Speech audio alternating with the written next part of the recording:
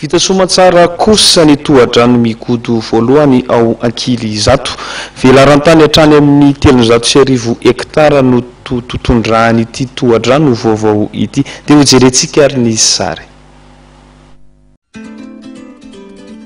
Miantoka ny fampandrosoana ny firenena ny fanomezan-danja ny vokatry ny famokarana ara-pambolena voaporofo indray tamin'ny fahavitan'ny tohadrano mikodo voalohany ao anatin'ny komina ambanivohitra Ankily Zato izay manondraka velarantany hatrany amin'ny 300 hektara.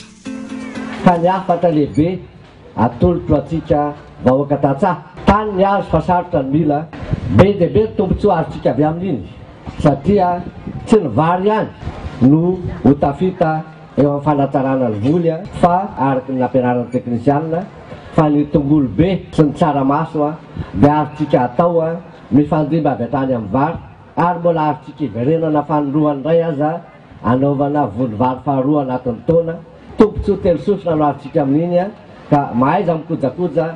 Tsapan'ny Tatsapahazo tombontsoa eto amin'ny distrikany Mahabo ny mahazava-dehibe ny fisiana fotodrafitrasa tahaka izao. Vita ara-dalàna ny barazy dia faly izay fa hahazo rano daholo ny olona rehetra. Hitombo ny vokatra. Ny olona koa zany hazoto hamboly satria efa matoky izy fa tsy ho tapatapaka tsony ny rano, tsisy fahatapatapahany na fahasimbany tsony.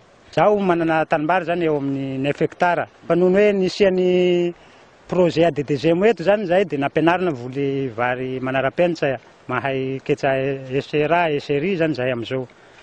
Dia ny vokatra zany amizao efa mahatsatsa 6 tonnes 7 tonnes l'hektara zany amizao. Vokatry ny ezaka nataon'ny fitondram-panjakana ny ministeran'ny fambolena tamin'ny alalan'ny tetikasa AD2M dia afapo ny FIDA mpiara-mombonantoka amin'ny fampandrosoana vonina anohy sy anitatra ny tetikasa AD2M indray. Et après un travail d'évaluation qui a duré plus de 2 ans, 23 juillet, dans 3 semaines, le FIDA, le ministère des Finances et le ministère de l'Agriculture de Madagascar vont finaliser à Rome l'accord de financement de la phase 2 du projet des régions de Menabé et Melaky pour une durée de 7 années. Mamaly hatrany ny fanamby napetraky ny filoham-pirenena Hery Rajaonarimampianina amin'ny fikatsahana ny soa ho an'ny malagasy indrindra fa ny tantsaha-pamokatra ny fahavitan'ny tohadrano migodo voalohany. Zany ny fanamby ataontsika zany efa tratratsika zany amin'ireo olona 2 arivo ireo nefa mihoatra noho izany satria Madagasikara ray manontolo no totsika hampandrosoana tompoklasy tompovavy eto aminareo ny fanamby zany.